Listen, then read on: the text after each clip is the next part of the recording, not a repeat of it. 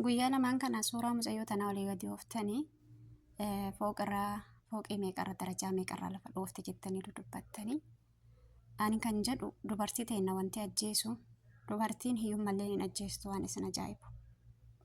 Wallaahi beelli illee hin ajjeestu rakkin illee hin ajjeestu obsa dhabdeeti miti. Dubartiin sababni lubbuu ofiititti geettuni nama tokko nama namaaf jiraattee an namni kun kiyya jettee of qopheessite gaafa nama san dhabde baay'ee ulfaata. Jiruu kee guutuu nama tokkoof yoo jiraatte namni kun kiyyaa isattuu nan gatu jettee gaafa abdattee nama saniin gatamte jiruun sitti dukkanoofti.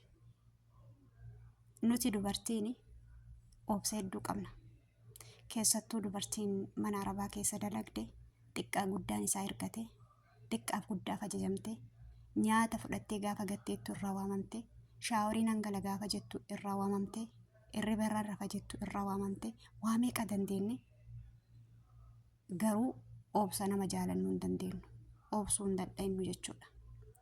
Nama tokkoof jiraanne namni kuni kiyyaan hangatu nama nangatuu mi jennee gaafa nama isaanii hin gatamne argine lubbuun ta'e nutti hin mi'ooftu.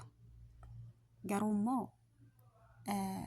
warroota dubartoota du'aa jiran kana dhiiraaf jecha nama jaalataniin gatamuun jecha ganamuun jecha umrii ofii baasaa jiran kana umrii ofii gabaabsaa jiran kana ajandaan isaanii torbee takka qofa inni garuu gammachuun jiraata waan yaadu san argate jechuudha.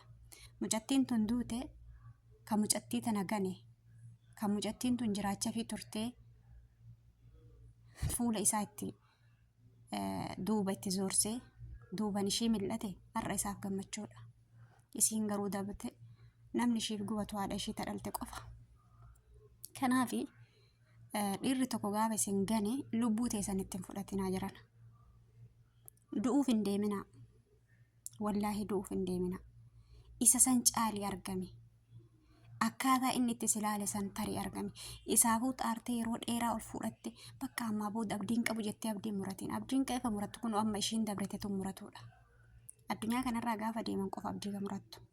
Hamma addunyaa kanarra jirtu wanni gochuu hin dandeenye sin jiru wanni dadhabdu sin jiru. Kanaaf mee of hin ajjeesinaa. Of hin ajjeesinaa dhiiraaf jettanii of hin ajjeesinaa jaalalaan ganame jettanii gaafa jaalattanillee suuta jaaladha. Addunyaa kanarraa sitti himu nama yeroo ammaa kana yoo ummaa ta'e harmee ta'e ta'e jettee si deette san taate malee abbaa keetuu namaniin obboleessa keetuu namaniin obboleettii teetuu namaniin laali ka harma tokko lugdan kan duudii tokko si baate kan garaan tokko si baate kan mar'imaan tokko keessaa gabbaate sanuu namaniin haadhatee takkitti achi rabbii gaditti haadhatee bicha amanii haadhatee bicharra ishiin nan gantu jedhi laala. Ishiin gaafa dulloomtellee haati ofii gaafa namni dulloomellee daa'imatii jettee mataa si qaqqabdi. Gaafa ati eebii wayiillee godhattee badduu taatee diqaalama namni da'usanillee deettee haati ofii ofirraa sin gaddu laala ofis si qabdi. Abbaan ofii immoo maqaa na balleessite zagaagalummaa daladdee natti galtee dheessi arii alaal innillee alatti si baasa karra sitti cufata. Abbaan maankee kasi dhalfate sii galee. Wanni haadha ofii namaa caalu hin jiru addunyaa kanarra. Mee yoo rakkattan jarana warri dhiirri singatu kun ummaa teessanii bilbilaa meeraa haa qalbii argattani. Wallaahi saahibni tiyyaa haadha tiyyaan alhamdulillah. Saahibni tiyyaa addunyaa kanarraa hiriyyaan tiyyas haati tiyyas ilmoon tiyyas wanti marri kiyya jechuudha haadha tiyya tana teette. Yoo akkaan cinqamee yoo akkaan rakkadhe yoo akkaan wanni hundina harkaa dukkanaa'e yoo sagalee isii dhagahee narraa gala bakka. Gaafa haadha tiyya sanii waa himadhe narraa gala. As deebi'ee gaafa quraana kiyya qara'eessa alhamdulillah jedha. Kanaaf amantima qabdaniin amantima hordoftaniin rabbii keessan kadha. Amantiin kamuu rabbitti kan amanneen jiru jechuudha. Of hin ajjeesina. Andhaamsi kiyya kanuma isiniif dhaama dhugaa rabbi baay'ee na dhukkubsite. Mee intalli akkana bareedu tuni qacaleen tuni maaliif duuti? Abbaa barbaadetu ishii fuudha abbaa barbaadetti heerumuu dandeessi.